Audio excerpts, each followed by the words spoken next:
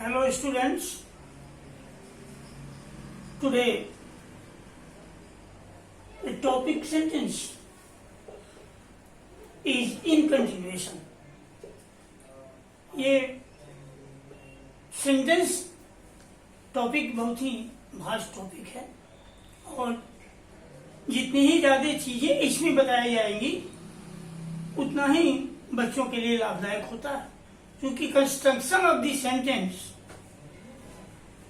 according to the demand it wants some different fact and factors, and all these things are necessary to describe in the construction of the sentence. Now today some uses in construction of sentence. वाक्य की बनावट में कुछ usage होते हैं, कुछ ऐसे शब्द होते हैं जिनका प्रयोग हम करते हैं and it is out of the rule of tense. वैसे तो सेंटेंस का कंस्ट्रक्शन टेंस के नियमों के आधार पर होता है. जो अगला टॉपिक है हमारा टेंस, उसमें मैं बताऊंगा कंस्ट्रक्शन कैसे होता है. लेकिन कुछ ऐसे वाक्य होते हैं जिनका कंस्ट्रक्शन टेंस के नियम से अलग होता है and according to the usages is, am, are, was, were, had, shall have, will have plus 2 plus MP1. Now in the construction of sentence, some uses is, am, are, was, were, has, have, had, shall have, will have plus 2 plus MP1. ये rule है. अब इसमें ये समझना है कि ये जो हेल्पिंग वर्ब्स हैं, all these helping verbs accompanied to and MP1, how it is constructed.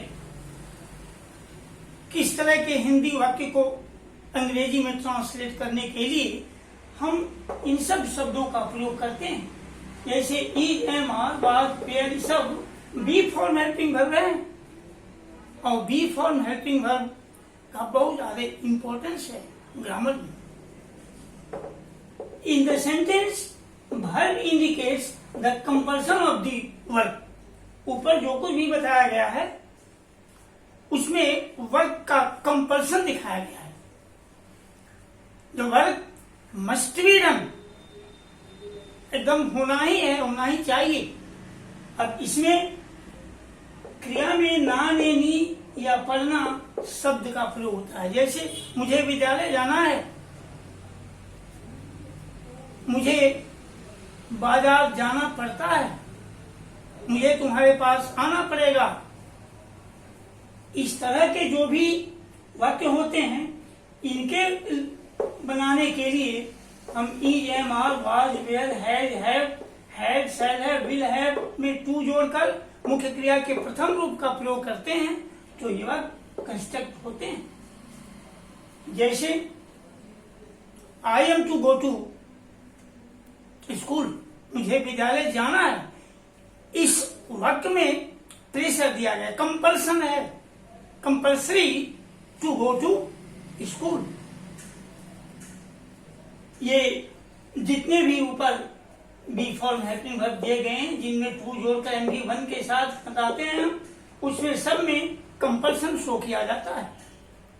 पढ़ता है, पढ़ती है, ना है, नी है, ने है, पढ़ेगा, पढ़ेगी, इन तमाम शब्दों का जो अंत में प्रयोग होता है उसके साथ इसमें टू जोड़ करके बनाते हैं. Now about plus 2 plus MP1, ये भी एक यूज है. अबाउट टू का प्रयोग करते हैं तो उसमें मुख्य क्रिया के प्रथम रूप का प्रयोग होता है. इसमें वाक्य के अंत में वाला या वाली शब्द आता है. जैसे I am about to go to school, मैं विद्यालय जाने वाला हूं. The plane is about to land in the city, जहाज शहर में उतरने वाली है. Now, the sentence without main verb. अब तीसरे कैटेगरी में आता है उस तरह का वाक्य जिसमें मुख्य क्रियाएं नहीं होती। इस पर मैंने पहले भी चर्चा किया है।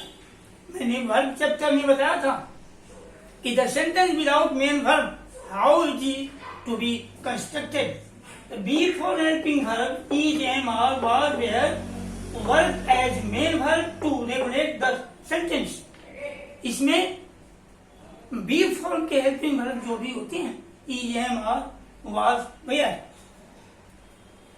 इससे मेन वर्ब होता है, shows main verb in the sentence to regulate the sentence. As for example, I was there at the time of evidence. मैं वहीं था, तो वहीं था का मतलब होता है कि live, मुख्य क्रिया live का सेंस देता है।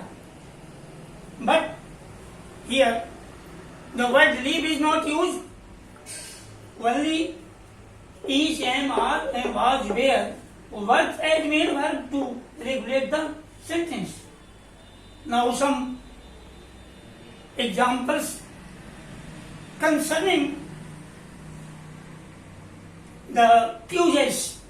Even here, I am to go there, I had to stay there, you will have to come to meet me, and I was about to write a letter to you.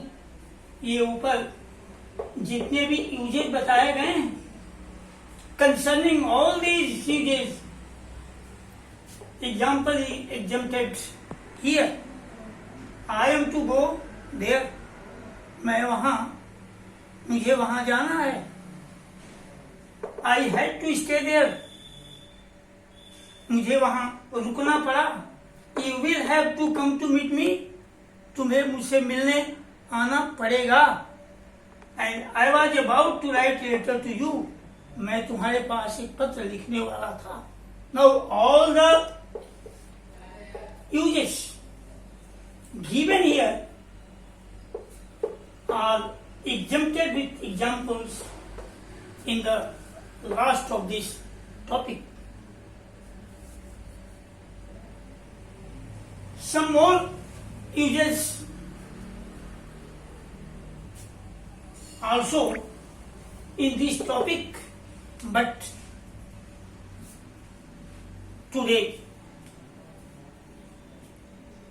I want to finish this topic, and tomorrow I shall continue this, or it may be start tense, that is the vast chapter of grammar. And for the time being, I shall describe some other construction of sentence in the tense. Tense का इसको कहते हैं, वो पढ़ाते समय मैं अन्य जो सेंटेंस के कंस्ट्रक्शन में बाद बकिए जो चीजें बाकी हैं उसको मैं उस क्रम में बताऊंगा। And now today I finish this topic. Thank you very much.